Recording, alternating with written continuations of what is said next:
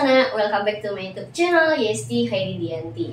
Nah, kali ini beda sama yang biasanya. Biasanya kan Yesti ngomongin konten tentang tutorial atau enggak tentang literasi atau enggak tentang seputar kampus negeri. Di kesempatan kali ini kita berdua bersama Rio Kibo. Sekarang kita ada konten baru di channel YouTube-nya Yesti Haididianti, yaitunya kita bertanya. Nah, kita bertanya dan kita menghadirkan secara eksklusif salah satu pengurus ya Bang, pengurus dari salah satu masjid yang sudah viral banget se-Indonesia, yaitu Masjid Terapung Samudra Ilahi Carocok Painan. Jadi di edisi kita bertanya akan mengupas beberapa informasi yang simpang siur terjadi di Indonesia atau di jagat dunia maya tentunya. Iya. Bapak Edi Rahmat. Siapa jadi Bapak Rahmat atau Bapak Edi? Bapak Edi saja. Bapak Edi. Mungkin kehadiran saya di sini mungkin mewakili teman-teman pengurus yang lain. Sekarang kan udah simpang siur tuh informasi tentang masuk masjid bayar 5.000, karcis bayar 5.000 gitu. Dan skopnya sudah tidak pesisir selatan lagi, tapi udah skop Indonesia, di mana-mana orang udah tahu.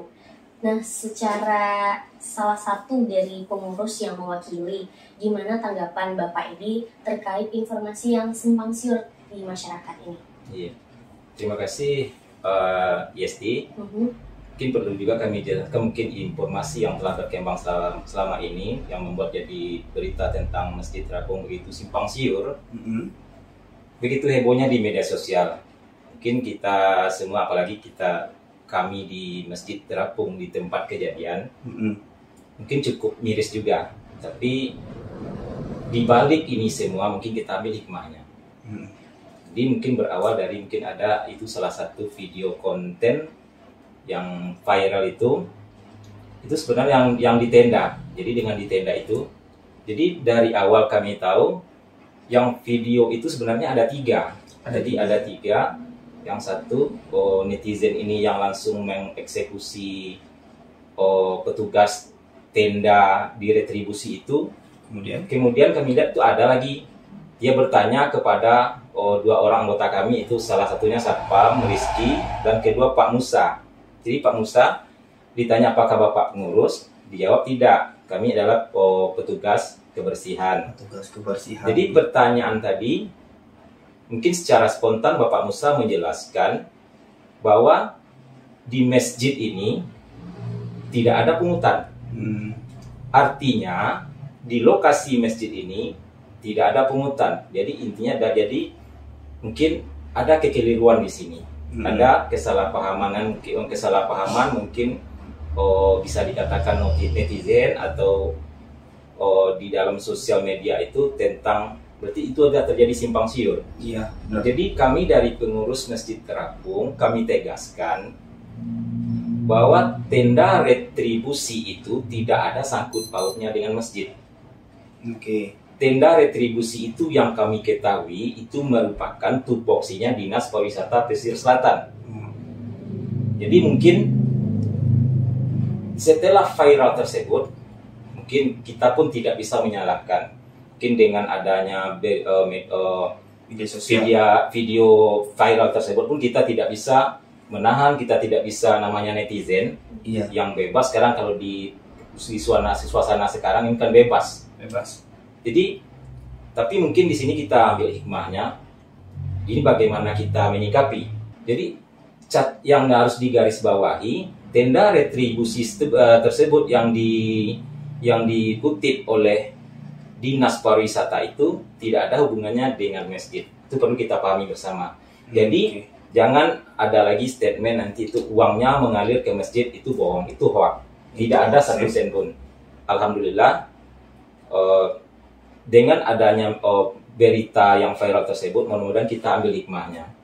Kita tidak bisa menyalahkan siapa-siapa. Ini sudah terjadi.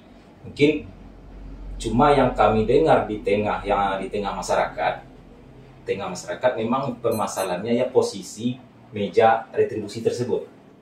Jadi posisi di situ sebenarnya, di situ inti permasalahan sebenarnya. Saya potong sedikit Pak. Terkait masalah letak tenda retribusi tersebut. Nah, apakah pihak pemerintah daerah tidak ada konfirmasi atau komunikasi bersama pengurus masjid semacam itu, atau kepada pemuda setempat, atau kepada pemuda nagari semacam itu. Jadi begini Rio Kibo, mungkin di satu sisi kita berprasangka baik. Sebenarnya memang kalau kami dengar informasi yang kami dapatkan, meja retribusi tersebut memang benar, itu merupakan tertuang dalam perda. Gitu. Jadi tertuang dalam perda yang awalnya terletak di samping jalan Kecarocok. Jadi terletak di posisi samping masjid, ada sebuah gang masuk ke dalam untuk masuk ke dalam Pantai Carocok. Kita mungkin memahami juga pada Lebaran kemarin pengunjung begitu padatnya. Jadi pengunjung begitu padatnya mungkin bisa jadi ada juga kami dengar ya klarifikasi dari Pemda mungkin untuk mengurangi kebobolan, untuk itu mungkin kebocoran orang masuk dari bisa jadi gitu. Ya itu mungkin kami kan tidak terlalu masuk tentang hal itu, mungkin Pemda yang lebih tahu tentang itu. Itu yang pertama. Yang kedua bisa jadi mungkin untuk mengurai keramaian. Jadi karena mungkin kita sama paham situasi kondisi di sekitaran area Masjid Terapung ini yang langsung memang termasuk juga dengan area pariwisata destinasi wisata Pantai Carocok Kainan tersebut. Memang situasinya memang kurang luas. Jadi kondisi di lapangan memang keadaan kurang luas. Jadi ada juga satu hal mungkin yang tidak kita pahami. Nah, kebetulan areal masjid tersebut dulu kan ada pagarnya. Pagar. Nah, jadi karena dulu ada pagar seng, pagar sementara. Karena mungkin dalam keadaan sekarang pagarnya itu belum sempat sampai sekarang terrealisasi. Nah, jadi kalau ditilik dari awal sebenarnya itu kalau ada pagarnya mungkin asumsi seperti ini mungkin tidak akan terjadi. Tapi karena area tersebut lepas, jadi mungkin barangkali ada kesalahpahaman kita di sini. Jadi yang kami di sini sebagai pengurus masjid, kalau bisa dibilang dengan isu yang berkembang selama ini, kami pun saya pribadi tetap memantau di media sosial bagaimana. Jadi memang netizen terpecah. Jadi netizen terpecah. Ada yang paham yang meja retribusi ini gawenya Pemda Peserta di bawah Dinas Pariwisata. Ada juga yang tidak paham seolah-olah tenda yang tersebut punya masjid. Gitu ya. Jadi kalau punya masjid, otomatis kami kan dirugikan secara nama. Masjid kami dirugikan, bahkan kawan-kawan banyak yang mendapatkan SMS, teleponan, mengklarifikasi tentang keadaan tersebut. Jadi kami berusaha menjelaskan apa adanya. Jadi yang kami pribadi dari pengurus, kami tidak menyalahkan siapa-siapa. Namanya ini sudah terjadi, yang ini sudah terjadi. Kalau kita lihat ada plus ada minus. Itu setiap seperti satu permasalahan ada plus ada minus. Jadi plusnya mungkin kalau minusnya mungkin di sisi setengah orang mungkin akan berakibat buruk kepada masjid. Tapi insya Allah kami lihat di lapangan, alhamdulillah setelah kejadian tersebut lonjakan pengunjung, lonjakan jemaah ke masjid masih seperti biasa, bahkan lebih meningkat dari biasa. Makin ramai ya? Makin ramai. Nah, harapannya untuk perkembangan masjid ke depan setelah ada kejadian ini gimana nih Pak? Ya mudah-mudahan kita ambil posisinya ya Yesti. Masjid ke depan, insya Allah masjid sekarang di dalam masjid kami beritahukan juga Masjid Terapung ini mempunyai 11 orang tenaga di dalam. Jadi kalau bisa dibilang Masjid Terapung ini bukan masjid mandiri. Memang secara de facto-nya itu punya Pemda, tapi di sisi pengelolaan bisa dikatakan mandiri. Baik dari sisi pendanaan maupun sisi yang lain. Jadi kami diberi wewenang oleh Bupati sebagai pengurus di masjid tersebut dengan beberapa teman pengurus lainnya untuk mengelola masjid tersebut. Jadi di sana kami juga memikirkan banyak orang untuk yang orang-orang sekitar yang bisa dibilang mengurangi tenaga kerja, mengurangi pengangguran untuk bisa bekerja di masjid tersebut. Jadi di satu sisi kami begitu sayang masjid seolah-olah ada itu, tapi itu sudah terjadi. Mungkin kita ambil hikmahnya bagaimana ke depan. Jadi itu perlu juga kita ketahui, Masjid Terapung ini kan beradanya di area lokasi destinasi pariwisata. Sama kita tahu, lokasi destinasi pariwisata ini sebenarnya pariwisata ini kan industri pariwisata ini industri kolaborasi, industri hulu sampai hilir. Jadi kalau salah satu sudut mungkin ada celah atau ada kekurangan, barangkali mungkin dari sisi pariwisatanya mungkin agak sedikit ada terganggu tanggapan orang tentang pariwisata di tempat tersebut. Tapi mungkin dengan adanya kejadian ini kita dapat berbenah, mungkin segala pihak kita bisa mengevaluasi bagaimana untuk kebaikan, bagaimana untuk kemajuan daerah Carosco ini secara keseluruhan. Jadi kalau kami di masjid, kami sudah mulai juga bergerak bagaimana untuk menciptakan image positif tentang masjid ini keluar. Seperti ada kejadian Yesti, kebetulan kami ini kan dulu kan belum ada penitipan sendal. Jadi sekarang udah ada penitipan sendal. Jadi dengan penitipan sendal ini ada kami kasih nomor, cuma dicatat satu hal, kami tidak pernah memungut bayaran untuk penitipan sendal tersebut. Cuma ada kami taruh kotak di sana, nanti jemaah secara ikhlas memberi ke kotak tersebut, tidak ada nominalnya. Kalau nggak diberi pun nggak apa-apa. Tidak diberi pun tidak apa-apa. Tapi alhamdulillah pengunjung dan jemaah mungkin cukup paham. Alhamdulillah tidak ada gangguan, tidak ada kelemahan. Jadi ada suatu waktu, kalau tidak salah itu hari Jumat, ada kita pengunjung dari Pekanbaru. Jadi pengunjung dari Pekanbaru bersama rombongan kebetulan sholat Jumat di masjid kita. Sholat Jumat di masjid kita, setelah sholat Jumat didapati sendalnya hilang. Jadi didapati sendalnya hilang, alhamdulillah kami masih di dalam bersama teman-teman pengurus. Kebetulan didatangi oleh petugas sendal. Jadi ada kalau tidak salah nama si Dimas sama si Yapuat, si Adek. Jadi didatangi, dia memberitahu kepada kami bahwa ada pengunjung yang sendalnya hilang. Jadi kami cepat proaktif, kami tanyai pengunjung tersebut apa benar sendalnya hilang. Jadi apa benar sendal hilang, rupanya memang iya, dengan ada bukti ibunya. Jadi kami pun mengambil kesimpulan pengunjung ini adalah mungkin bisa dibilang kami tidak ingin pengunjung ini kecewa pulang dari Masjid Terapung. Jadi setelah itu kami ambil sikap dengan teman sama pengurus, mungkin sudah sebuah komitmen kami. Kebetulan kami tanya langsung berapa harga sendalnya. Jadi berapa harga sendalnya, kalau tidak salah waktu ditanya, kebetulan dia ada simpan invoice pembelian sendal tersebut, harganya Rp175.000. Kami ganti cash Rp175.000. Jadi ini rasa tanggung jawab kami kepada pengunjung.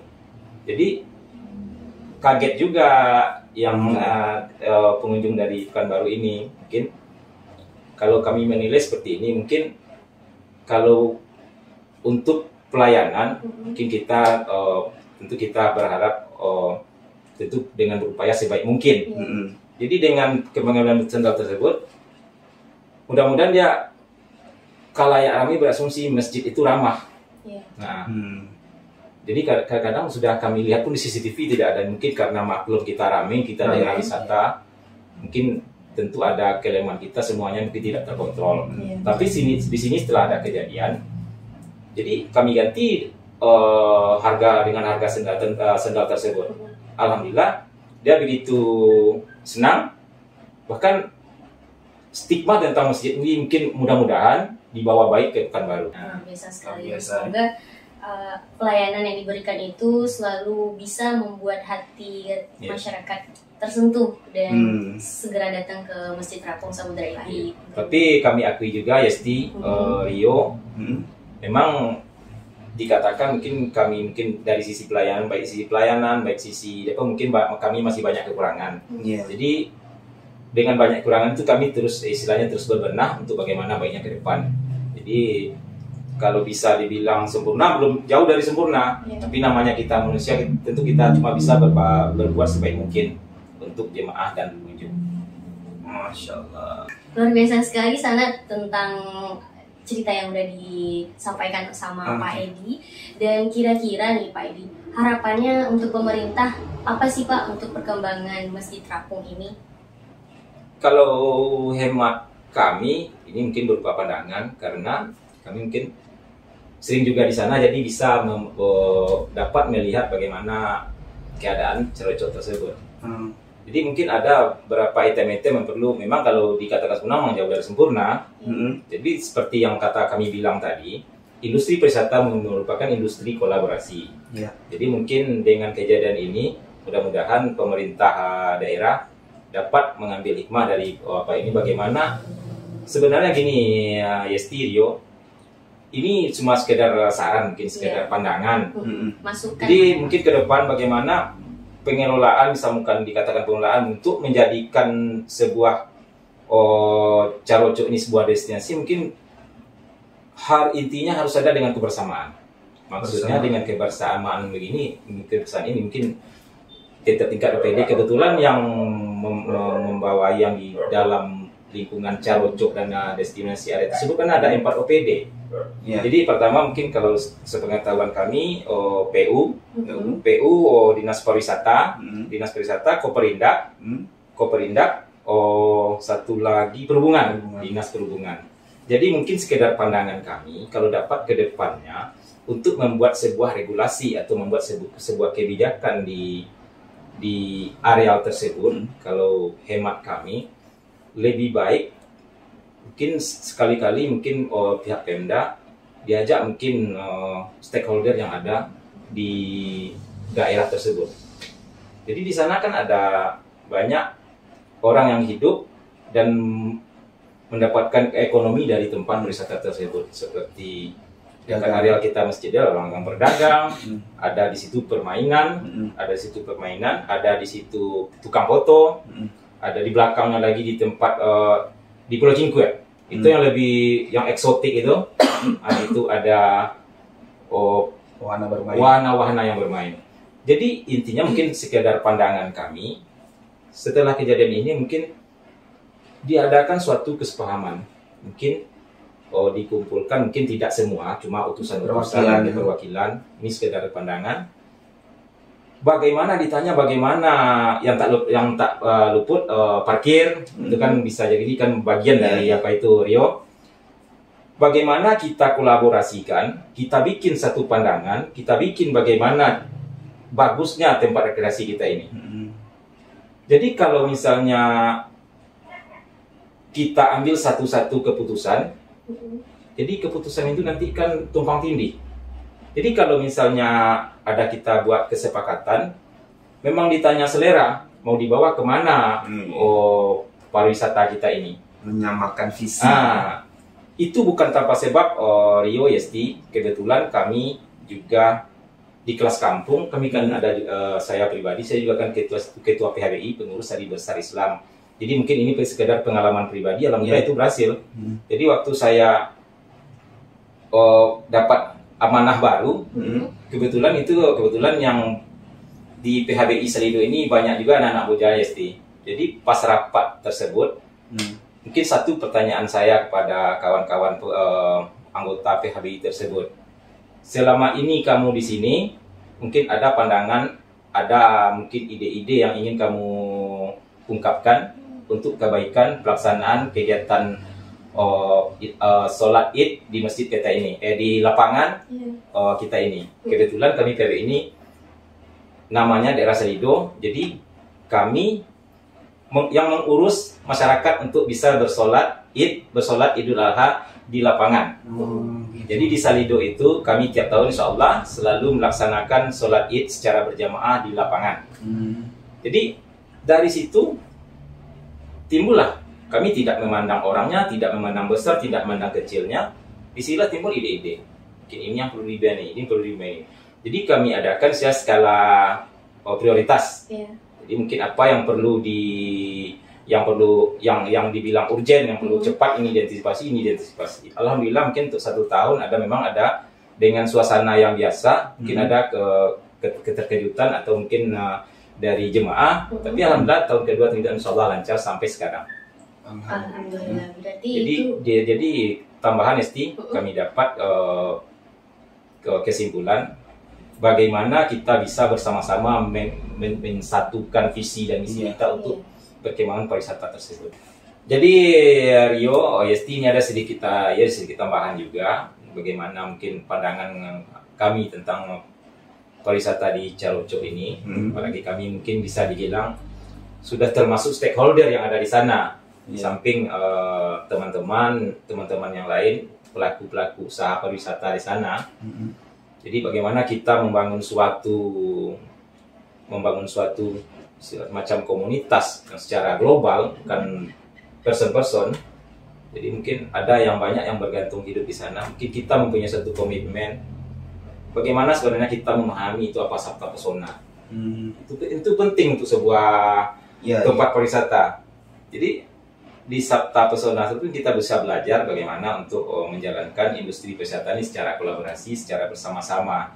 Jadi ada juga pandangan kami, mungkin ada banyak kewajiban kita sebagai pelaku usaha di tempat tersebut. Mungkin bisa jadi bagi kita semua semacam himbauan. Kadang-kadang kalau ada misalnya pengunjung yang ramai, kadang-kadang kan sampah banyak berserakan. Bagaimana misalnya sekedar saran Rio, Yesti, bagaimana ke depan semua pelaku usaha termasuk kita di sana, kita harus terhadap situasi. Mungkin misalnya contoh, kalau ada sampah berserakan, mungkin bagi pelaku usaha di sana, mungkin kalau kita cuma beratkan kepada petugas kebersihan kan terbatas tenaganya. Jadi waktu ramai kemarin kami lihat itu banyak ada sampah, mungkin karena kapasitas pengunjung yang begitu tinggi, mungkin tidak tercover sama petugas kesehatan kebersihan. Jadi mungkin sekedar saran, mungkin itu sudah tanggung jawab kita bersama sebagai pelaku usaha di sana, sebagai pelaku usaha pariwisata di sana. Mungkin ada sampah yang dapat, mungkin atau satu atau dua kita ambil, mungkin ini adalah semacam gerakan moral. Iya, betul. Nah, tapi mungkin kalau ini rutin kita lakukan, insya Allah dampaknya akan luar biasa untuk tempat wisata kita tersebut. Akan tentu bersih tentunya. Iya. Karena itu tidak hanya tanggung jawab petugas kebersihan, tapi masing-masing diri kita yang ada di sana. Setuju banget. Dan kita udah banyak banget nih dapat informasi dari Pak Edi tentunya. Kita juga terima kasih karena di sini secara eksklusif kita membahas video yang sedang viral banget di Indonesia. Dan alhamdulillah sudah mendapatkan kesimpulan. Nah, beberapa kesimpulan itu, yang pertama tentang terkait video viral itu tidak ada biaya masuk alias yang karcis 5.000 itu tidak ada di Masjid Terapung. Itu hanya untuk masuk kawasan pariwisata dan tidak ada urusannya sama masjid. Betul Pak Edi? Iya. Mungkin tambahan di situ mungkin ada terjadi perbedaan pendapat. Mungkin memang. Jadi kami bukan bilang tidak ada meja atau tenda retribusi tersebut. Nah, ini nanti jangan jadi ada salah paham lagi. Iya, betul. Ada meja itu memang benar ada. Yang perlu kami luruskan tidak ada hubungannya dengan masjid. Jadi memang yang menjadi perdebatan di banyak pihak mungkin posisi meja itu yang menjadi masalah. Ya. Jadi dengan kejadian tersebut pemerintah kita lihat tanggap. Dengan bagaimana kadang ada desakan dari beberapa pihak atau masyarakat, alhamdulillah cepat tenda itu sudah dipindahkan ke tempat semula. Jadi jangan kami bukan nanti pengurus bilang itu tidak ada, itu ada. Nah, tapi yang perlu kami tegaskan, tapi tidak ada hubungannya dengan masjid. Dan uang retribusi pun tersebut tidak mengalirnya ke masjid. Itu merupakan tupoksinya daerah untuk PAD daerah.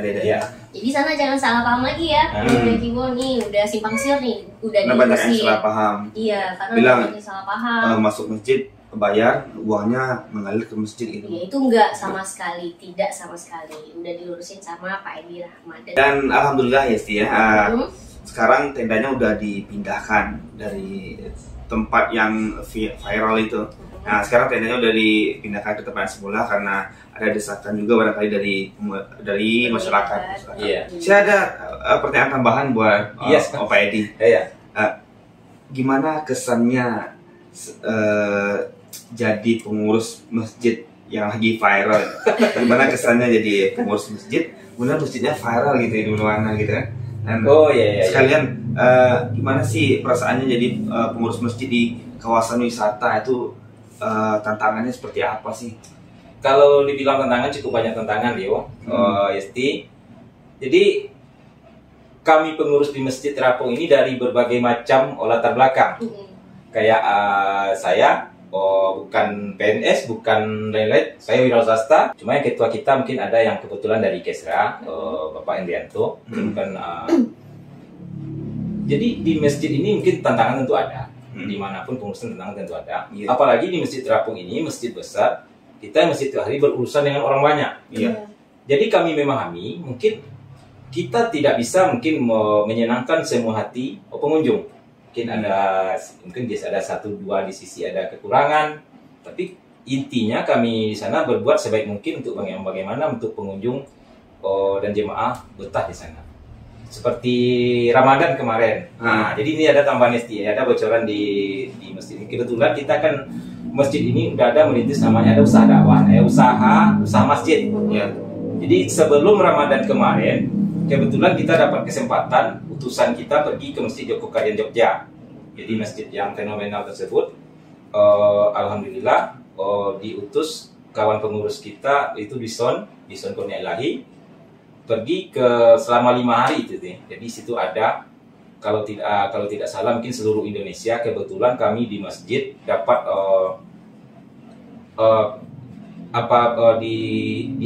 disuruh oleh gubernur. Kebetulan ada 3 masjid yang masuk dalam kategori pariwisata untuk pergi ke Jogja. Perwakilan dari Sumbar. Sumbar itu ke Masjid Joko Karya Jogja. Yaitu Masjid Sumatera Barat, Masjid Al-Hakim, masuk 1 Masjid Terapung. Jadi di situ kami sebelumnya mungkin sudah ada membuat semacam ada usaha masjid. Itu istilah ada kaos. Jadi ada kaos dakwah itu. Jadi kaos dakwah dengan brand Terapung. Jadi dengan brand Terapung, kaos dakwah tersebut karena kita daerah pariwisata itu bukan semua sebenarnya mungkin sekedar merchandise untuk pengunjung atau pengunjung yang datang ke sana. Tapi dari sisi keuntungan jadi kami jualnya tidak di dalam masjid. Jadi mungkin kami karena keterbatasan tempat kami masih diletakkan posisi itu di sekre di belakang. Jadi kaos dakwah tersebut mungkin kita di samping untuk merchandise ada di situ unsur-unsur dakwah. Dan keuntungan dari itu mungkin untuk dimasukkan juga ke kas masjid sebagai operasional untuk masjid. Itu paling mungkin satu. Mungkin ke depannya kalau tidak ada halangan, kalaupun didukung semua pihak, mungkin ada juga terobosan-terobosan dan inovasi-inovasi ke depan di masjid tersebut. Mungkin bisa jadi barangkali mungkin akan datang karena daerah Masjid Terapung itu juga dekat dengan pemukiman penduduk. Bisa juga mungkin suatu saat nanti kita bikinnya ATM beras. Insyaallah kalau ada waktu dan ada kesempatan. Jadi dapat kita pahami bagaimana mungkin pengelolaan masjid ke depan. Mungkin kita masih banyak belajar. Jadi mungkin apa yang terasa mungkin tentu kami aplikasikan di masjid. Tapi mungkin seperti kata pertanyaan Rio tadi, bagaimana tantangan. Kalau tantangan dikatakan banyak. Ya namanya kita banyak. Jadi kita harus pahami kita tidak bisa mengintervensi pikiran. Jadi mungkin apa yang di pikiran Rio, apa yang di pikiran Yesti belum tentu sama dengan di pikiran saya. Jadi mungkin bagaimana kita mengaplikasikannya ke depan, mudah-mudahan didukung semua pihak untuk kebaikan masjid tersebut. Sekedar tambahan Rio, Yesti mungkin bisa dari kami ini statement closing istilah apanya. Jadi kami minta kepada semua pihak, kepada sanak-sanak dimanapun berada, datanglah ke Cerocok Painan. Jadi Cerocok Painan ini bukan hanya sekedar ada Masjid Terapung, karena wahana-wahana banyak tempat-tempat permainan yang cukup membuat sanak melepaskan penat untuk berwisata. Ada lagi satu tambahan yang di sana. Jadi kami di sini banyak tempat-tempat wisata loh, banyak.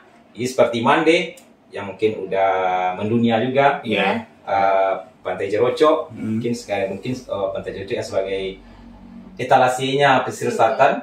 Jadi kemana orang mau pesisir selatan dia ke Pantai Cerocok. Jadi ada juga satu pulau yang mungkin baru dikelola oleh pemerintah, bunyi kabarnya namanya Pulau Semangki.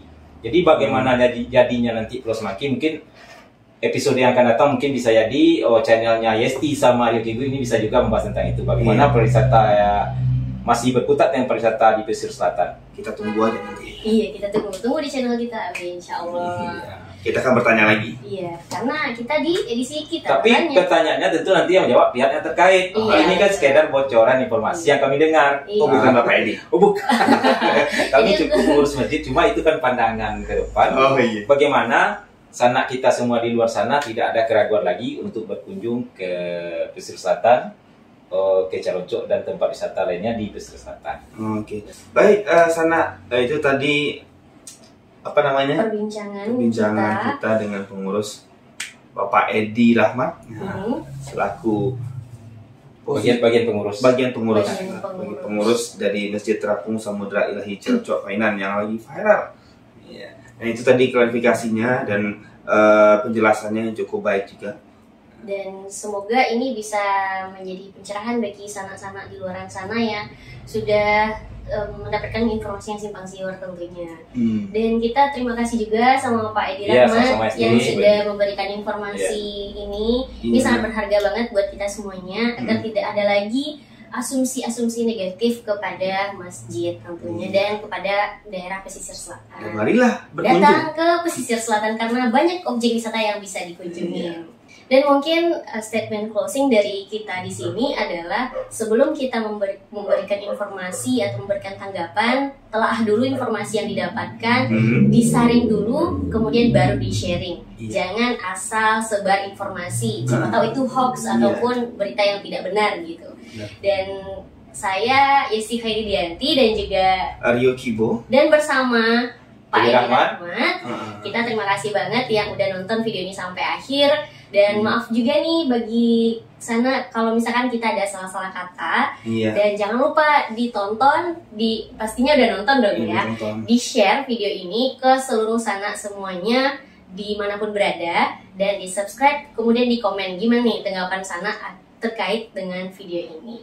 Oke, assalamualaikum warahmatullahi wabarakatuh.